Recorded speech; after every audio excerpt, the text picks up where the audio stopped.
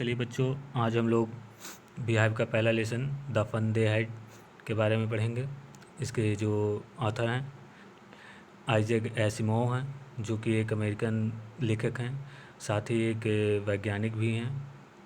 इन्होंने जो भी कहानियाँ या जो भी चीज़ें लिखी हैं वो ज़्यादातर साइंस फिक्शन पर आधारित है, यानी विज्ञान की कल्पना पर आधारित हैं। तो इस चैप्टर के बारे में पढ़ने से पहले कुछ चीज़ें आपको एज्यूम करनी पड़ेंगी, सोचनी पड़ेंगी कि मतलब आज से मान लीजिए 150-200 साल बाद कि भविष्य हमारा कैसा होगा।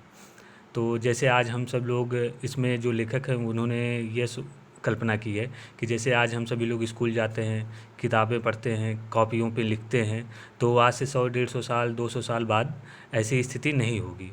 उस समय क्या होगा कि जो बच्चे होंगे वो स्कूल नहीं जाएंगे, बल्कि वो घर पर ही रह के कंप्यूटर से, लैपटॉप से, मोबाइल से, टैबलेट से, जो भी चीज़ें उनके पास होंगी उससे वो पढ़ाई करेंगे। साथ ही जो उनको पढ़ाने वाले होंगे वो असली वैसे टीचर ना होकर के रोबोट्स वगैरह होंगे, जो उनको घर पे ही रह के उनको पढ़ाएंगे। और उनके पास बुक्स नहीं होंगी, किताबें नहीं होंगी, लैपटॉप या कंप्यूटर की स्क्रीन पर ही उन से ही वो लोग लिखेंगे, उस पर ही पढ़ेंगे। तो ऐसा उन्होंने कुछ कल्पना किया। तो फिर उस स्थिति में क्या होता है कि एक दो बच्चे होते हैं, उनको एक पुरानी बुक मिल जाती है। फिर उस बुक को देख के कैसे उनका रिएक्शन होता है, वह क्या सोचते हैं, फिर उनके बीच में क्या बात होती है, इस चीज़ के बारे में हमें पढ़ना है। जैसे कि आप लोग स्क्रीन पर देख रहे हैं कि यहाँ पर जो बच्चे हैं वो कंप्यूटर से पढ़ रहे हैं, साथ ही एक रोबोट है जो बच्चों को पढ़ाता है, और जो टेक्स्ट यानी जो अक्षर वगैरह, लेटर्स वगैरह हैं, वो सारे घूमते रहते हैं, मतलब आगे पीछे होते रहते हैं। उनको हम जब चाहे हटा सकते हैं, जब चाहे ला सकते हैं। ठीक, तो चलिए देखते हैं। हमारा पहला पैसेज है, Margie even wrote about it that night in her diary on the page headed 17th May 2157 she wrote today Tommy found a real book. तो क्या होता है इसमें, एक मार्जी ने उस रात इसके विषय में अपनी डायरी में लिखा, जिस पर जो डायरी था, मतलब उस पर जो डेट डाली हुई थी वो 17 मई 2157 ईस्वी थी। ठीक है, तो वो क्या लिखता है कि आज टॉमी को सचमुच किताब मिली। तो मतलब वह क्या होता है उस समय कि मतलब जो टॉमी और एक मार्जी होते हैं, उनको एक पुरानी किताब मिलती है। फिर उसके बारे में आगे देखते हैं क्या चर्चा होती है उन लोगों के बीच कि यह बहुत पुरानी, it was a very old book, यह बहुत पुरानी पुस्तक थी। Margie's grandfather once said that when he was a little boy his grandfather told him that there was a time when all stories were printed on paper. क्या होता है, तो उसके दादाजी ने एक बार कहा था कि जब वह एक छोटे लड़के थे, मतलब जब उसके दादाजी छोटे थे, तो मेरे दादाजी ने बताया था कि जो सारी कहानियाँ थी वह कागज़ पर छपा करती थी। जो भी चीज़ें होती थी तो वह सारी चीज़ें कागज़ पे छपी होती थी। फिर क्या होता है, they turned the pages which were yellow and crinkly, and it was awfully funny to read words that stood still instead of moving the way they were supposed to on a screen, you know। फिर क्या होता है कि जब उन्होंने page पलटे तो जो कि पीले और मुड़े हुए थे, मतलब जैसे जब कोई बुक होती है, आप लोग की देखे होंगे कि जब पुरानी हो जाती है तो उसके पन्ने के कोने जो होते हैं वो थोड़ा मुड़ जाते हैं, थोड़ा पुराने हो जाते हैं, उस पर वो पीलापन आ जाता है। ठीक है, तो वैसे ही वह जो पुस्तक थी वह पीली और मुड़े तुड़े थे। उन शब्दों को, मतलब जो उसमें शब्द लिखे हुए थे, आपको स्क्रीन पर चलते थे जैसा कि सोचा जाता है। ठीक है, मतलब जो मार्जी वगैरह थे, जब वो लोग पढ़ते हैं तो कंप्यूटर पे पढ़ते हैं, तो जो स्क्रीन पे लेटेस्ट वगैरह होते हैं वह चलते रहते हैं, लेकिन जो पुस्तक में होती है, जो शब्द लिखे हुए होते हैं, वो तो स्थिर ही रहते हैं। तो वही उनको देख के बड़ा अजीब सा लगता है। And then when they turn back to the page before it had the same words on it that it had when they read it first time. मतलब जब वह पिछले पेज पे गए तो उस पर भी वही शब्द थे जिन्होंने उन्हें पहली बार पढ़ा, मतलब वो सारे शब्द भी स्थिर ही थे, ठीक है, जिनको वो उन्होंने पहली बार पढ़ना शुरू किया। दूसरा पैराग्राफ है, gee said Tommy, what a waste, when you are through with the book you just throw it away I guess.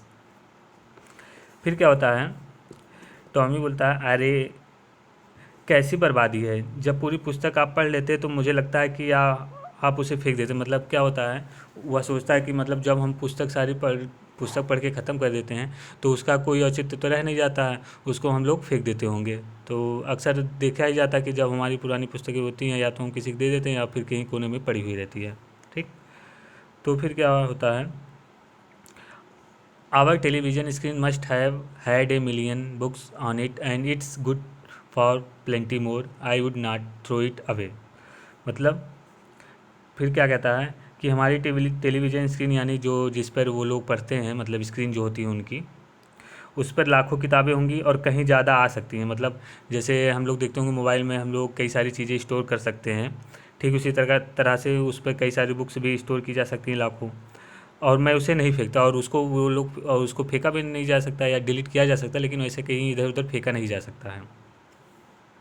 फिर same with mine said Margie, she was 11 and had not seen as many telebooks as Tommy, he had 13। फिर मार्जी कहती हैं, मैं भी नहीं। मार्जी जो होती है वह 11 वर्ष की थी। उसने टॉमी की जितनी टेली बुकें तो नहीं देखी थी, मतलब टेली बुक यानी जो हम लोग मोबाइल पे या लैपटॉप पे जो पुस्तकें पढ़ते हैं उसको टेली बुक कह सकते हैं। तो जो क्योंकि जो मार्जी थी, टॉमी था वह उससे बड़ा था, वह 13 साल का था इसे, और जबकि मार्जी छोटी थी तो वह उसके उतनी पुस्तकें तो नहीं पढ़ी थी। फिर she said where did you find it, वह पूछती है तुम्हें या कहाँ मिली। In my house he pointed without looking because he was busy reading in the attic, what is about school. फिर क्या होता है कि वह जब पूछती कि तुम्हें या कहाँ मिली तो बोलता है कि मेरे घर में। उसने बिना देखे संकेत करते हुए बताया कि इशारे से बताया कि वहाँ पर दुछत्ती में। एटिक यानी जैसे जो सीढ़ी वगैरह के नीचे हम लोग एक स्टोर रूम टाइप का बना देते हैं, उसी को एटिक बोलते हैं या दुछत्ती टाइप बोलते हैं, ठीक है। तो वह बोलता मुझे वहाँ से मिली थी। फिर वह पूछती कि यह किस चीज़ के बारे में है, बोलता है स्कूल के बारे में। फिर आगे देखते हैं क्या होता है।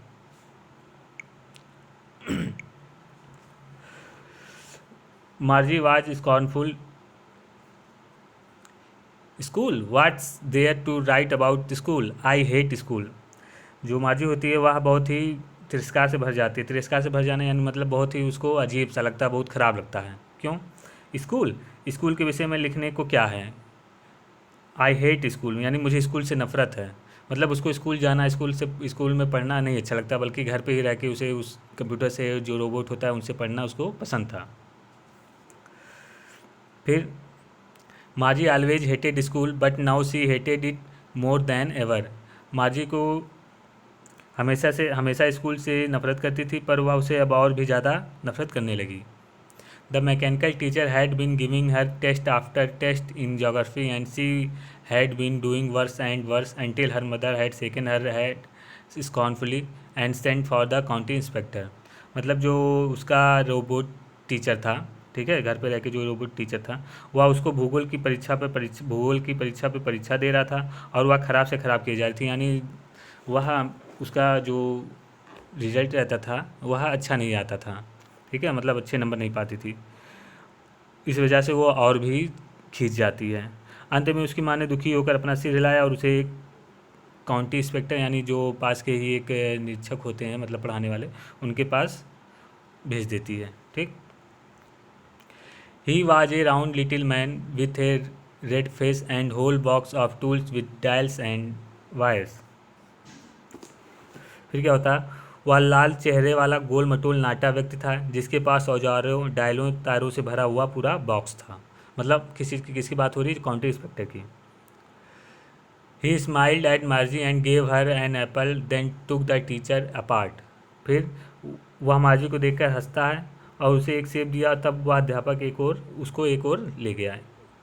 फिर मार्जी had hope he would not know how to put it together again, but he knew how all right, and after an hour or so there it was again, large and black and अगली। फिर क्या होता है, मार्जी को आशा थी कि वह उसे पुनः जोड़ना नहीं आता होगा, पर उसे वह सब कुछ ठीक करना आता था, और करीब 1 घंटे के बाद यह फिर से विशाल और काला कुरूप हो गया। With a big screen on which all the lessons were shown and questions were asked. विशाल स्क्रीन के साथ जिस पर सारे पाठ दिए हुए थे और प्रश्न पूछे गए हुए थे।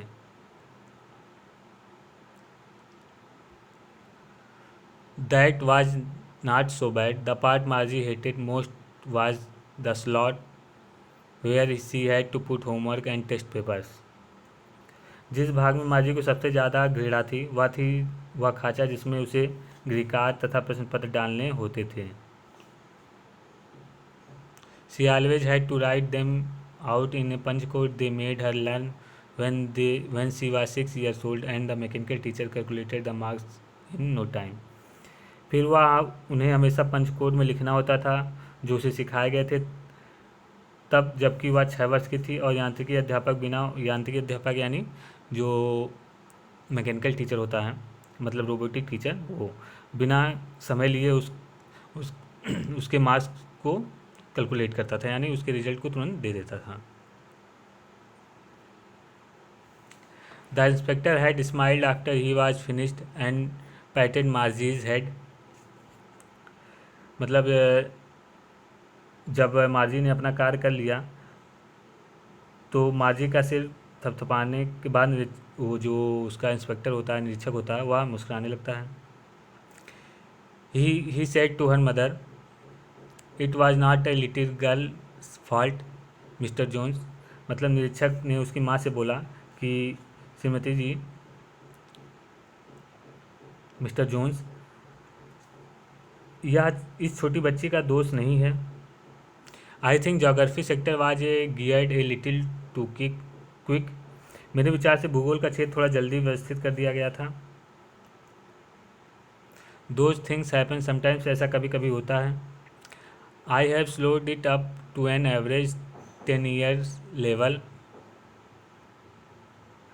मैंने इसे 10 वर्ष के बच्चे के स्तर तक धीमा कर दिया है। Actually the overall pattern of her progress is quite satisfactory and he patted Margie's head again. कुल मिलाकर उसकी प्रगति का ढंग बिल्कुल संतोषजनक है, और उसने फिर से मर्जी का सिर थपथपाया। मार्जी वॉज डिसअपॉइंटेड। मार्जी हताश थी।